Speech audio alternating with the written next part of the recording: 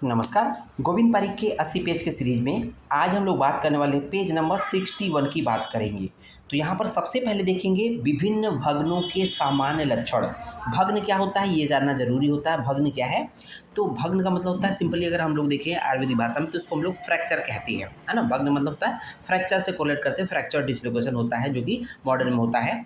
अब बात कर लेते हैं कि सिंपली भग्न क्या होता है। किसी भी अस्थि का किसी पर्टिकुलर ज्वाइंट्स के साथ अगर वो डिसलोकेट हो गया या पर्टिकुलर जो बोन है वो फ्रैक्चर हो गई तो भग्न की श्रेणी में आता है, ठीक है ना।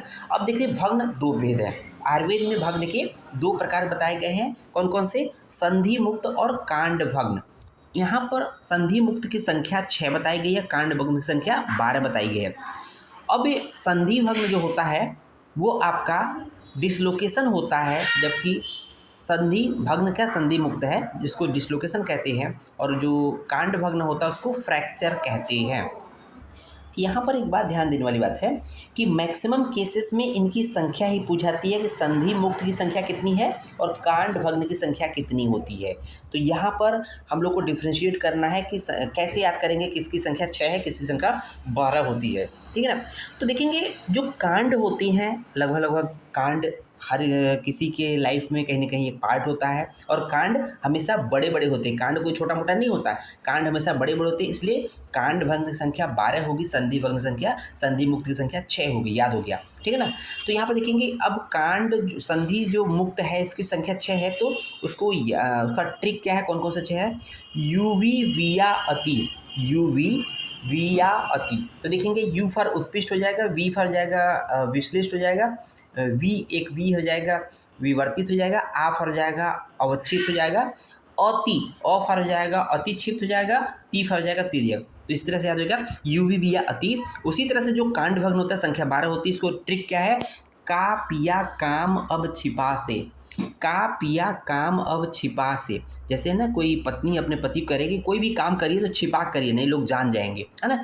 का पिया काम अब छिपास, है ना, छिपास। तो का मतलब हो जाएगा के ए, के का मतलब हो जाएगा, ये कांड भग्न की बात कर रहे हैं, ठीक है। के फार करकटक, करकटक, ए फार हो जाएगा अश्वकर्ण, पी फार हो जाएगा पिच्चित। एक्चुअली जो पिच्चित है टर्म जो आप देखेंगे जब संहिता में देखेंगे तो चूड़ित आता है, ठीक है, इसलिए पिच्चित रखा है, बट यहाँ चूड़ित है ना। पी आ फार हो जाएगा अस्थि छल्लित। उसको देखेंगे काम, का मतलब हो जाएगा कांड भग्न हो जाएगा, म का मतलब हो जाएगा मज्जानुगत हो जाएगा, अ फार हो जाएगा अतिपातित, ब फार हो जाएगा वक्र, ठीक है ना।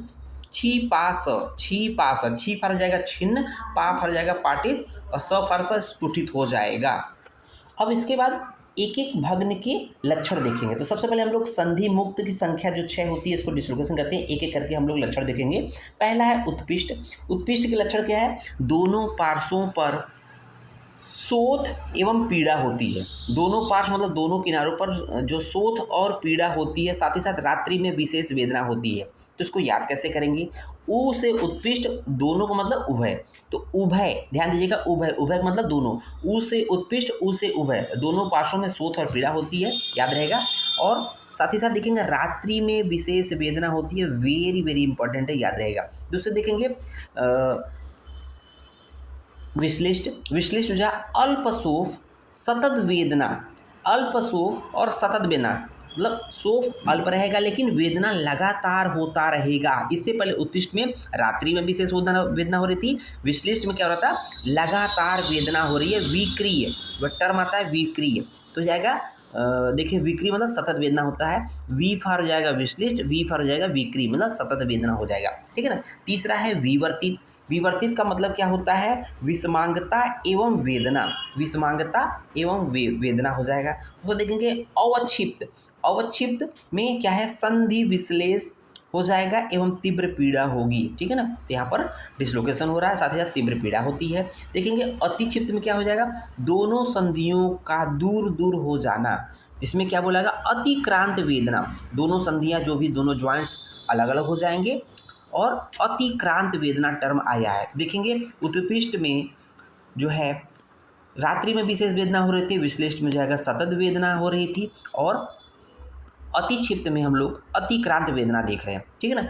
तिर्यक जो छठा पॉइंट है, तिर्यक में अस्थि का एक पार्श्व में गिर जाना, ये तिर्यक संधि मुक्त के भेद होता है। उसके बाद देखेंगे कांडभग्न देखेंगे, जिसको हम लोग फ्रैक्चर कहते हैं, संख्या जो होती है 12 होती है। तो उसमें देखेंगे कर्कटक, कर्कटक मतलब केकड़ा, है ना, केकड़ा आप देखे होंगे, केकड़ा, ठीक है ना। उभयतो उभार मध्य में भग्न, तो देखेंगे उभयतो उभार, तो उभय मतलब हो जाएगा दोनों ओर उभार रहेगा, मध्य में भग्न हो जाएगा, मध्य में ब्रेक हो जाएगा, ब्रेक हो जाएगा तो धस जाएगा, ठीक है ना। उभय उभय तो उभार हो जाएगा कर्कटक। उसको देखेंगे अश्वकर्ण, अश्वकर्ण मतलब जब घोड़े के कड़ के समान, इसका मतलब घोड़े के कड़ के सदृश भग्न हो जाता है, तो घोड़े का कान देखा उसके सदृश भग्न हो जाएगा, तो इसमें अश्वकर्ण में अश्वटर्म में जरूर आएगा। उसको देखेंगे पिच्चित, पिच्चित को हम लोग जब टर्म देखते हैं ओरिजिनल में तो चूड़ित होता है, बट पिच्चित मतलब कोई चीज़ दबा देना, दबाएंगे तो क्या हो जाएगा, फैल जाएगा।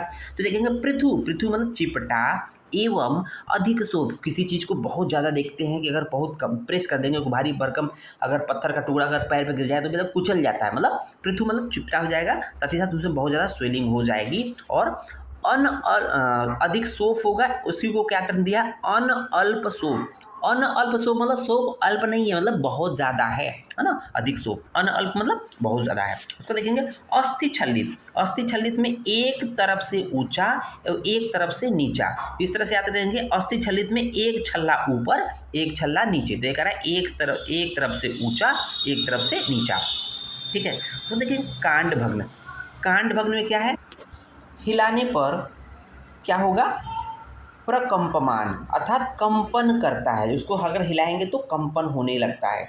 मज्जानुगत छठे नंबर देखेंगे, मज्जानुगत जो कांड भग्न होता है उसमें अस्थि में अस्थि प्रवेश हो जाता है, तो मज्जानुगत में क्या होता है, अस्थि में अस्थि जब प्रवेश हो जाएगी तो मज्जा का बाहर निकलना हो जाता है, क्योंकि जो बोन मैरो में अगर कोई चीज़ एक अस्थि में दूसरी अस्थि घुस जाएगी तो एक बोन के अंदर जो बोन मैरो होती है वो उसमें जो मैरो होता है वो बाहर निकल जाएगा, जिसको हम लोग मज्जा कहते हैं। इसलिए मज्जानुगत में क्या हो जाएगा, अस्थि में अस्थि प्रवेश हो जाएगा और मज्जा का बाहर निकलना हो जाएगा। उसके बाद देखेंगे 7वें नंबर पे अतिपातित, अतिपातित में क्या है, निःशेषतः छिन्न, निःशेषतः छिन्न का मतलब हो जाएगा जिसमें पूरी अस्थि टूट जाए, निःशेषतः छिन्न मतलब जिसमें पूरी अस्थि टूट जाए, मतलब एक दूसरे से अलग हो जाए।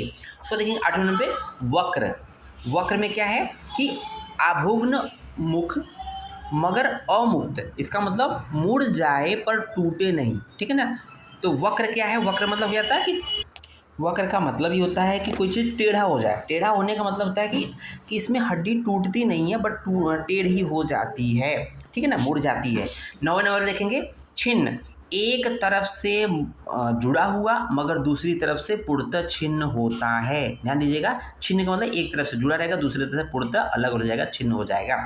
तो देखिए पाटित देखेंगे 10वें नंबर पे पाटित, पाटित मतलब अनेक रेखाओं से युक्त, एक्चुअली में श्लोक में दिया क्या है, छोटी छोटी बहुत सी दरारें हो जाती है, साथ ही साथ वेदना हो जाती है। पटित मतलब फटना, ठीक है ना, पाटित मतलब फटना, है ना, पाटन क्रिया होती है तो उसको पाटन के होते हैं। देखेंगे 11वें नंबर पे स्फुटित, स्फुटित का मतलब क्या होता है, सूकपुड़ व अध्यमान से युक्त, सूकपुड़ का मतलब हो जाएगा उसमें ऐसा प्रतीत हो जाएगा जैसे कि धान के सूक अर्थात टूड़े पड़े हुए उस तरह की वेदना होगी, और आद्यमान था स्वेलिंग होगी।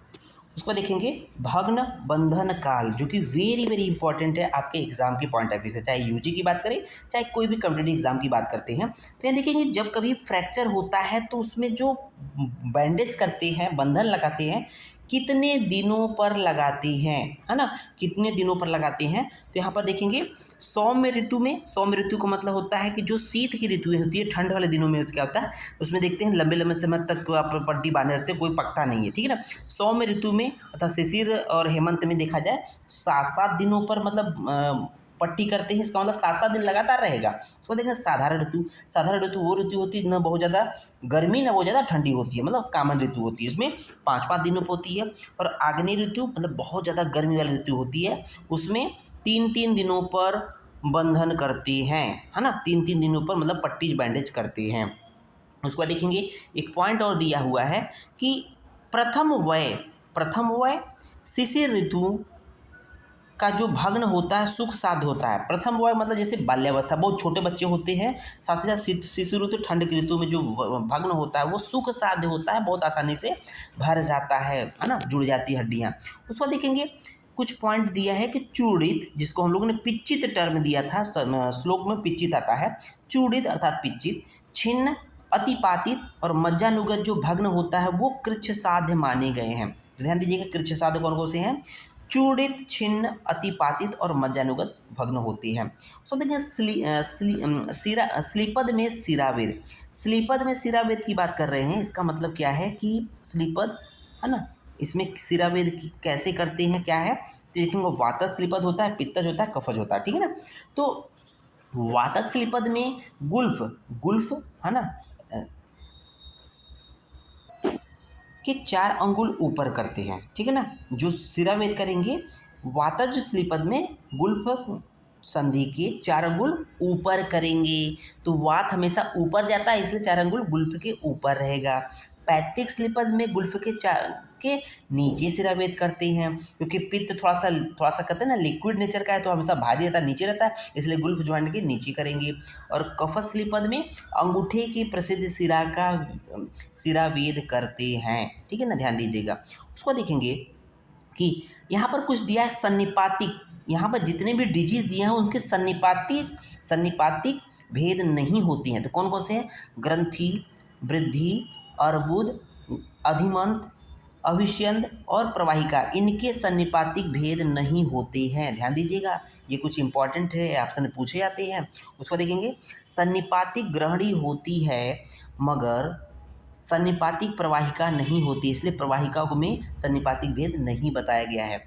कुछ प्रमुख रोगों का प्रमाण की बात करते हैं। कुछ प्रमुख रोग जो है उस किसकी तुलना प्रमाण से की गई है, तालु, पुप्पुट और कदर का जो प्रमाण होता है वो कोल प्रमाण में होता है। तालु, पुप्पुट व कदर जो होता है ये उनका कोल प्रमाण होता है। तो इसको कैसे याद करेंगे, तालु की कदर कौन करेगा या तालु की कदर कौन करे, है ना।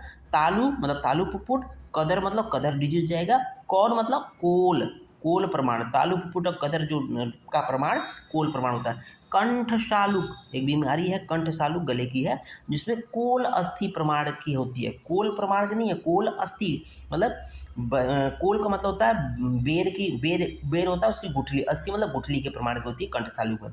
गिलायु व अपची जो डिजीज होती है उसका जो आमलक अस्थि प्रमाण की होती है। उसके बाद देखेंगे कुछ प्रमुख क्षुद्र रोगों का हम लोग यहाँ पर वर्णन देख रहे होंगे। तो कुछ प्रमुख क्षुद्र रोग कौन कौन से हैं देखेंगे। तो यहाँ पर सबसे पहले क्षुद्र रोग की संख्या जो इम्पॉर्टेंट है, तो क्षुद्र रोग की संख्या ध्यान दीजिएगा, पहला जो मैं बोल रहा हूँ उसको याद जरूर करिएगा। सुश्रुत ने 44 मानी है, सुश्रुत ने क्षुद्र रोग संख्या 44 मानी है, बट सुश्रुत के अलावा वाग्भट माधव सारंगधर ने भी बताई है। तो इसे हम लोग याद करेंगे, वामासुसा, वामासुसा, वा फर वाग्भट, मा फर माधव, सु फर सुश्रुत, शा फर सारंगधर, वा फर वाग्भट ने 33 43 44 60, 33 43 44 60 वामासुसा याद रहेगा, वामासुसा 33 43 44 60। तो सारंगधर का 60, सा से सारंगधर, स से 60, सुश्रुत का 44, बाकी बचे वाग्भट, वा फर वाग्भट 33 ने 36 और सारंगधर सुश्रुत ने 44 मान लिया, माधव ने 43 मान लिया है। तो इस तरह से देखें। तो देखेंगे कुछ क्षुद्र रोगों के लक्षण की बात करते हैं।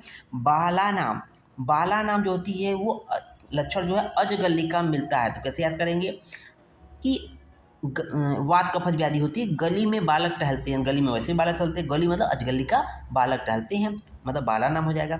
मुख रहित अंध अलजी, जो अंध अलजी होती है क्षुद्र रोग, उसमें उस मुख रहित होती है, उसमें कोई मुंह नहीं होता है। उसको देखेंगे। जो पक्व उदुम्बर सन्निभम जो होता है, विवृता जो क्षुद्र रोग होती है उसमें पक्व उदुम्बर सन्निभम ऐसा प्रतीत होता है। तो इस तरह से ये पेज कंप्लीट होता है।